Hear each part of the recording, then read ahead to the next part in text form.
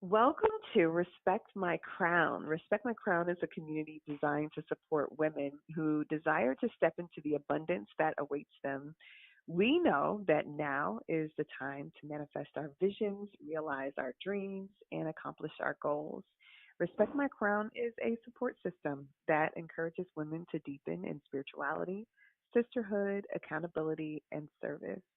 Our special guest today is a licensed mental health expert who helps people break dysfunctional cycles, overcome barriers, and face life's challenges so that they can live the life that they desire. Now, she is a formerly trained hostage negotiator, which I did not know until I saw this in her bio. We got to talk about this. She currently has a private practice and she speaks all around the country, educating and empowering others. She is an amazing person. She's on a mission to encourage everyone to take care of their minds. And you've probably seen her on the OWN Network, maybe listened to her voice on the Tom Joyner Morning Show or other media outlets. She's just been all over the place. She is all about mental health, and it is a lifestyle for her. She wants to make sure that it is a lifestyle for you. Please welcome A. Wise Brown to the show. Do you want me to call you by your government name? Or you want me to call you A? I know. Well, listen, I am not one of those people who are sticklers about, call me this or call me that. So that is just not me. I know who I am. So whatever makes you feel comfortable, as long as you're respectful. And you're my friend, so you're always respectful. So it doesn't matter to me. Andrea, A-Wise, whatever, Brown, boom, boom, girl, whatever. Everybody, nowadays everyone has like several different names. You got your nickname, you got your Instagram name, you got your. But Andrea, we met last year. She was participating in a Respect My Crown event that I did in Dallas, and I just absolutely love her energy. She's such a real and honest person, and she takes mental health seriously, and she wants to make sure that you are doing that as well. Now, you know what, Andrea, I've seen a lot of people, particularly celebrities, Black celebrities at that, coming out, speaking out about mental health. You have, Taraji P. Henson, who just started the nonprofit organization on behalf of her father. Kanye West has come out and talked about being bipolar. The Rock came out on, I believe it was one of the master classes on OWN, and talked about his depression. Mariah Carey came out and said, hey, I'm bipolar. And even Kerry Washington spoke out about her battles with depression and having an eating disorder. It's everywhere. Real.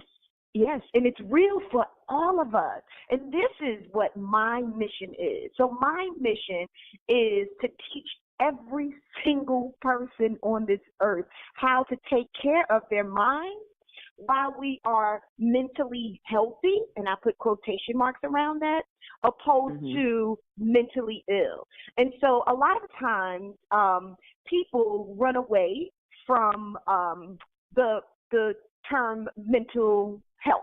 Mental health, they run away from it. And so it's because that they assume, and when I speak around the nation, I always ask people, when you think of a psychotherapist, which that's what I am, when you think of mental health, what is it that you think of? What comes up for you? And people say, oh, crazy, something's wrong with you. And then a lot of times when people joke, that's what they say, oh, you need to go, when something's wrong with you, you need to go see a therapist. When I try to teach people that the opposite is true. Mental health and mental illness is two different things. Mental health is about being proactive and keeping your mind healthy so that you do not have to suffer through mental illness. And now there's a key switch to it. And if you are diagnosed with a mental illness, you can take care of your mind and become mentally healthy. So that is my mission. My mission is to teach every single person on this earth how to take care of their mind, and we need to do it as a lifestyle. We have to be proactive with taking care of our minds because we all have one. We're all connected. We're all the same. And this is why, Julia, I like the fact that all of these celebrities are now talking about it. They're talking about their own struggles because they're trying to eradicate the stigma, right? So that stigma of saying, oh God, let's stay away from them because something's wrong with them and it's not us. Yeah. Well, they're trying to say, well, no, this could happen to you too, and that it's all of us. And so that is what I am happy about. And I had no idea that Kerry Washington came out and The Rock came out. So that's so good for you to even tell me that. I had no idea. Yeah, I'm glad to see a lot more people being honest about, you know, their mental health issues and being transparent, because it's brave enough to just be transparent, but to really know the bigger picture and how your transparency is going to help others to, you know, to feel that they're not alone.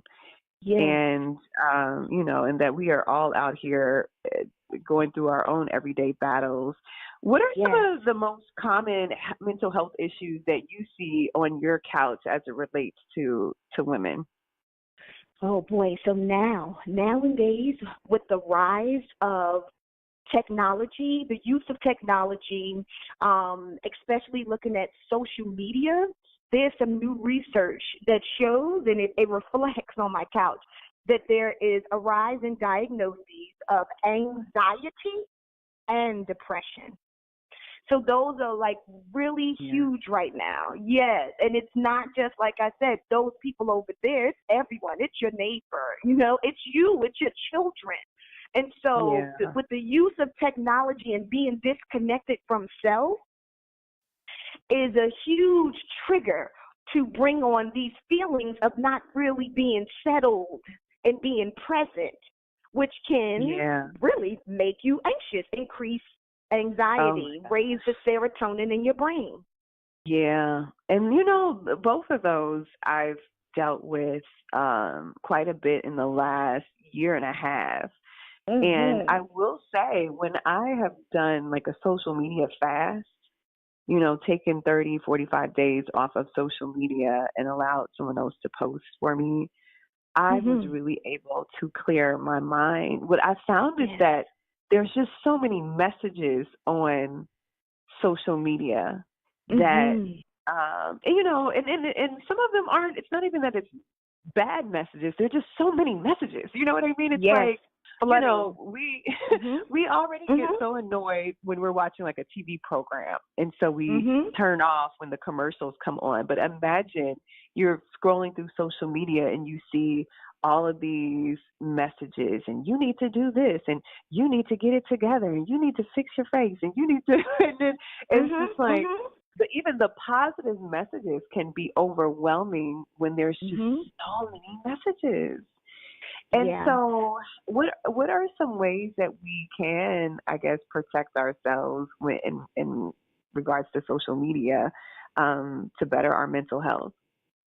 So this is my my spiel on social media. As you know, I am challenged by social media and by the use of it, and even spending my time on there, because I think that I believe that if you aren't selling anything, and this is my personal belief, if you aren't selling anything, then how is it helpful? Like, if you aren't selling anything, or maybe putting a positive message out there, you know, or this is another part, or maybe if you're looking for a positive message, and that's the only, and you've filtered your your inbox or your timeline with the only thing that motivates you to move forward, right, to inspire you. Like, if you aren't doing those three things, you should not be on social media. And if you are doing those three things, you should still limit the time on there. I teach people all the time about getting caught and slipping down that rabbit hole. So I'll just give an example. If someone likes something that I posted, and for the team who works with me, I don't know who liked what, right? So I'm on there for a minute. I'm very intentional. I have a message every day. I wake up, I exercise, get my mind right, and what I'm feeling, I put it out there. And while I'm on there, for the 10 minutes that I'm on there, if I see anything that comes down my timeline that where I want to inspire someone to tell them to keep going or empower them. I like it, then I get off and I'm gone. Well, as a team of people, the millennials who work with me, they may, in a meeting, such and such liked your thing or whatever, right? So this is somebody who's a celebrity or something.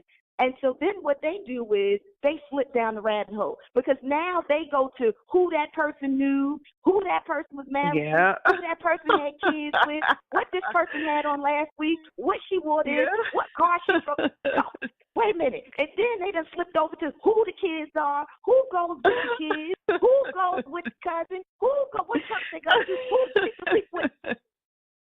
You lost your whole day. Yes. Yeah, you look up and it's been 2 hours. Come on, girl. So you better not slip down that rabbit hole. Get on there. Have a time. Have a specific time. Be intentional. Put your message out there. Connect to others, and then you get off no matter what. Listening to you talk about the importance of getting in and out made me think of a story that I saw maybe a couple of years ago, when it seemed like every other month we were hearing about a Black man being shot by the police. And I saw this article, and it was talking about the trauma that we are experiencing on social media by watching these stories, because there's so many videos and, and pictures and, and then even with our current climate in the United States with our president, there's just so many messages every single day. There is something that you're just like, I can't believe this is happening. And, just seeing those messages and watching the news and, how that we don't even realize that it's affecting our mental health, right? And it kind of sneaks up on you, and that's where depression is. So I was wondering, how is it that we can really tell that those things are seeping into us? What are some things that we can look out for so we can say, you know what, this is really affecting me, or this was traumatic for me? No, it's good. If your outlook on life starts to change. So just hear me when I say this. Like you just said, it's a lot of stimulation, and it's negative stimulation, which what happens is it creates fear. It creates fear in your subconscious. When you're fed fear and your subconscious takes it in, now on the conscious level, sometimes we're not even aware of it until we are in a full panic attack, right? So most people who come to me, after they've had a panic attack, first of all, they don't know what it is, right? So they can't really identify what this is. For some people, it feels like a heart attack, and they go to the hospital. Some people go to the hospital as doctor several times because they continue to have these attacks, and they don't understand where the root of it has come from. And so for me, I'm an expert at peeling back the layer of the onion to figure out where's that splinter. Let's get the splinter out so that we can stop this pain. But as you go back to talking about the news and the, social media, just technology and how it comes in so fast, this negative energy. It's negative energy that we take, and it's stimulation. It keeps stimulating our vagus nerve. So it keeps stimulating us on a subconscious level, and it's creating our body to create a lot of serotonin in our brain, a flooding of serotonin in our brain, and then the neurotransmitters can't really recoup. They can't do the job that they usually do to keep our mood stable without getting too right?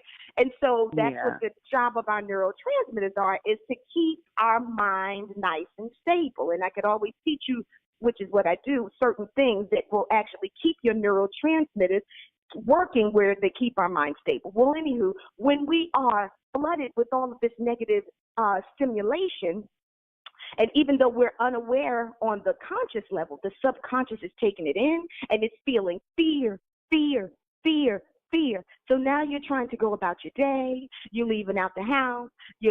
Now you've already been exposed to what's going on the news, right? So there's fear that's rolling up in your subconscious. Then you left your keys inside. So now you go back in the house to go look home. The stress of that, because now I'm going to be late. So all of these negative thoughts are also feeding the fear. Oh my gosh, I'm going to be late. Oh, I'm never going to make it. Oh, I'm not going to get the raise. Oh, I'll be in trouble. So all of this is happening on a subconscious level. You go back to get your keys. Now you go to get your car. Now you're in traffic. Okay, fear. So all of these negative thoughts of not being able to do what it is that you've set out to do daily, right? Have a comfortable life, a great life, but at the least just status quo. So when that fear is fed to your subconscious, your anxiety level is rising without you even being aware of it. So what we have to do is be proactive. Cut that stimulation off at the knees. So limit the amount of information that you're taking in that's negative, because guess what? It's happening anyway, whether you look at it or not. What are you doing? You feel me? What are you doing? What are you doing personally that's going to change you listening to what Trump did yesterday? Now, we know that we have to vote, right? So there are certain things that we know that we have to do to create change, but taking in that negative stimulation and thinking negative thoughts every day isn't helping society as a whole, and is not helping you and your family system independently. So we have to limit that stimulation because it's killing us internally, and then once it rises, it kills us and it stops us from moving. It impedes us from moving forward outward physically. That's what panic attacks look like. And that's what depression almost looks like when we feel hopeless and helpless. Oh, this world is dark. Oh my gosh, this just happened just recently in the news. What was that? The rapper Nipsey Hussle. Nipsey Hussle. He was right. He was just, killed. And so someone who didn't even know him. Now, I understand that he changed his life. And he was a good brother. He was given to the community. He was doing well. And I think that we have experienced a great loss because change is amazing, right? Yeah, but someone actually called me and set up an appointment because he lost his life because he was murdered. This is somebody who was in college in a totally different state. They never met him. I'm telling you. Gosh. But they could not go to class because they saw on social media that this man was shot and killed. The fact that he was not living anymore. So what I'm saying is this, and then they put down the rabbit hole. They start looking at videos and watching things that he did and what he didn't do and what people are saying. And literally it froze them to where they could not function and go to class. Wow. So we have to watch that stimulation. It's too much. What could you do? You have to get up and go to class. You can't help that. Yeah. Ooh, it's just so deep how the mind works because because I've experienced depression and the most of the time that I've experienced it, I've come out of an abusive relationship and having to kind of reframe my thoughts around what took place. And, self-pity is can be a great place to be when you when you feel like if I could just sit in self-pity and, and be the victim, then, people will comfort me or people will, feel bad for me. But it eats you alive. And but I know it takes work. I think some of those steps that you mentioned is really good. It's just what you have control over. Pay attention to what you do have control over. I have control over whether my fingers hit that Instagram every day, all day. And I have control over who I follow on Instagram. Those things are things that I can alter every single day. But when it comes to anxiety, which is, much different than depression, your heart racing and you wake up thinking about things and you don't even want to think about it. It's just where your brain goes, And what are some common, tips that you give to your clients in regards to anxiety? Okay, so let me break this down for you. So yes, that's why everything that you're saying is so accurate. And anxiety feels different for everyone. So some people literally could like get soaking wet, like they start to sweat everywhere, right? Some people get dizzy. Some people can't see. I had a client recently who came to me. She literally lost her vision. She has blind spells due to anxiety when she becomes anxious. Gosh. Yes, Wow. yes. So people get irritable bowel syndrome. I hear a lot of women that I know who experience anxiety that are like, why am I going to the bathroom all the time? Yeah. Yes, and there's new research that teaches that, so that's so true, because your gut is so connected, your colon is connected, of course, to your brain and to your emotions. So yes, that is usually a very common response, and taking care of your gut.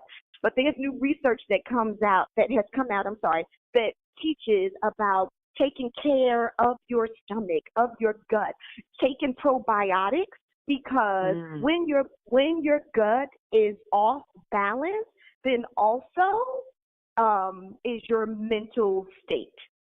Wow. Yeah, so it affects the neurotransmitters in your brain when your gut is off balance.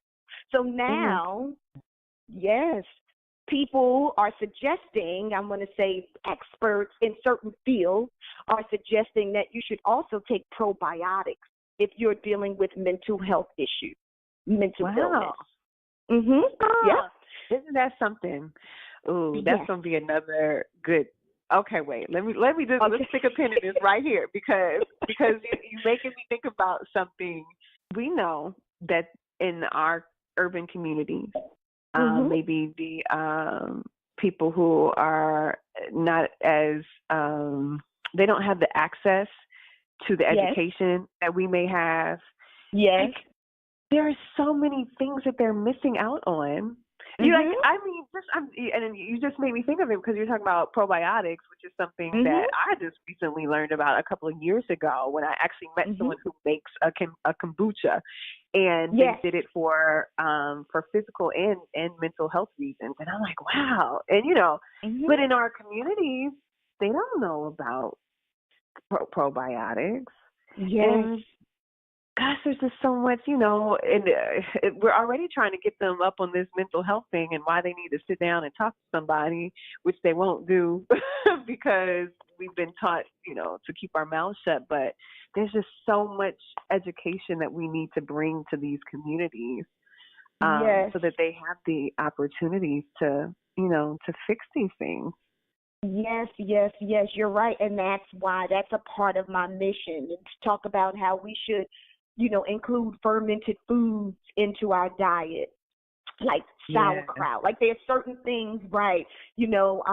Greek yogurts, right? So all of those are natural probiotics. If you can't afford the probiotics in your local, what is it, Walgreens or So there's a lot of knowledge that I like to teach,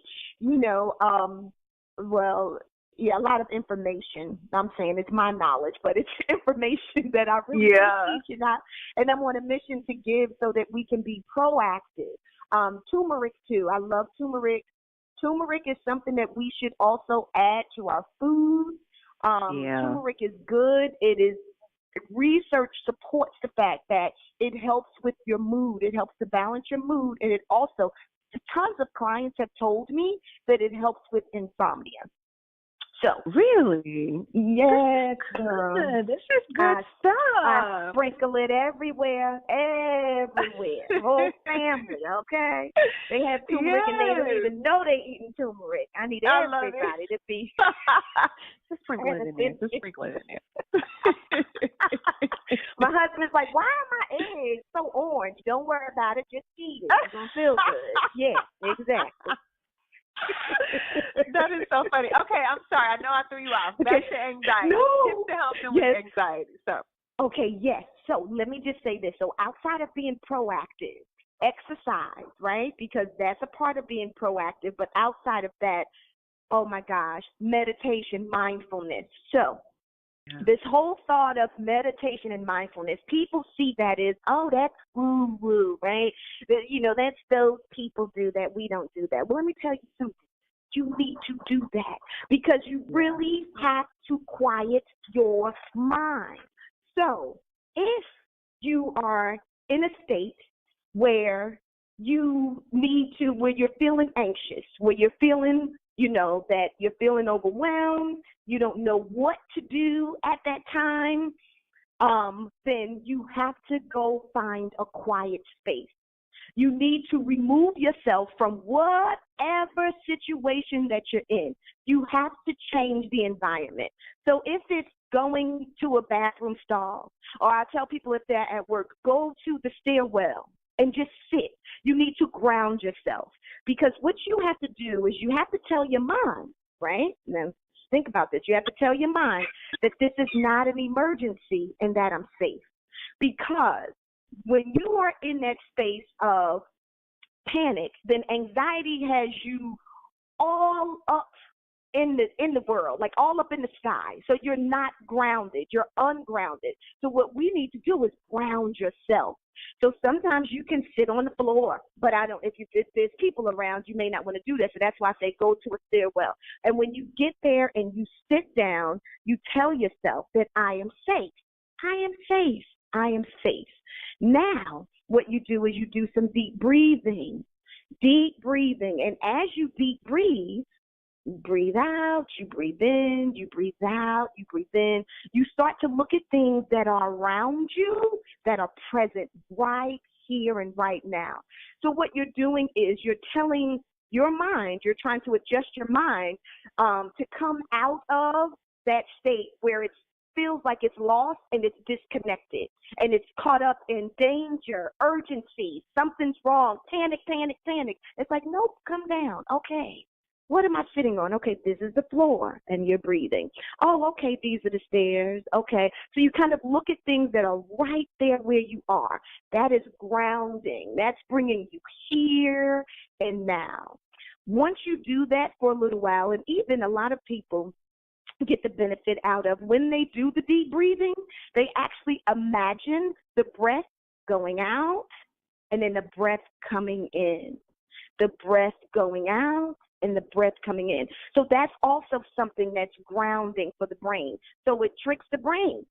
Come away from that panic. That's not really true. But what's true and what's real is right now I'm breathing. Mm-hmm. Breath is coming in. Breath is coming out. You get me? So it's bringing you back to reality, and it's the reality of I'm safe.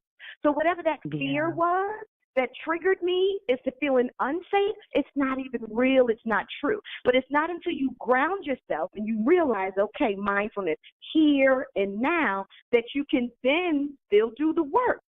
That's why therapy is so important for someone to help you. But you have to do the work to realize, wait, okay, hold on.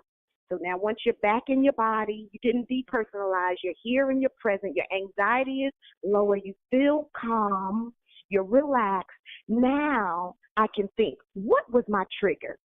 What was that thing that sent me over? And you start to kind of rewind.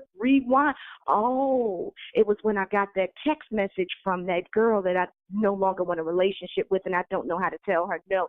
Or, it's from when I saw that guy's picture and I see he has a girlfriend and I'm acting like it doesn't bother me, but it does. Or, when someone raised their hand to me and all of a sudden they may have been reaching for something else, but it triggered me to remember when my last boyfriend put his hands on me and he choked me up. Or, it was a call that I got from my mother. It's something that I have to deal with that I don't really want to deal with right now. And so the negative thought is that, like, worst case scenario. That's what our brain goes to. You get me? Some people. Yeah. Not so everyone. Good. I just want to sit on the couch and talk to you all day. You definitely can. You know that. I need to come see you. Andrea, listen, before we wrap up, there are 4 elements that make up Respect My Crown. And I'm going to run through these really quickly with you. If you can just tell me first, spirituality, what does that look like for you on a daily? How are you connecting to God and spending time with Him daily? Oh, yeah. So for spirituality, for me, is recognizing the God that's in me, which keeps me grounded but it also propels me to follow my dreams and live the life that I desire. I go back to the Bible verse in Genesis 1:27 that we are basically created. God created man in his own image. So we are from him, we are of him. And I look at, if you, I've heard this metaphor before, and I totally agree. I think it explains it for me, is when you think of an ocean, I think of God as an ocean. But I also see God in everything. But I just look at an ocean as God, and we are cups. So we have the power. He created us. We are cups of that ocean. So we have the power to co-create our lives. So I live with that daily. I live with that trust within me, and that's that thing that I go back to that grounds me, keeps me grounded. That's great. I love it. Sisterhood. Do you have a big tribe, a small tribe of friends? What does sisterhood look like for you? Yeah, so I look at the world. All the women in the world are my sisters. We are all connected. However, the people that I keep really close to me are people who share the same energy as me.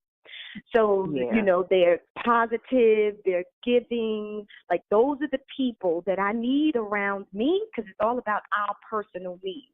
Those are the people that I need around me that will help me to propel in life, to go to the next level. And I also surround myself with people who inspire me to grow, and people who have done more than what I've done, because that's why they inspire me to grow always.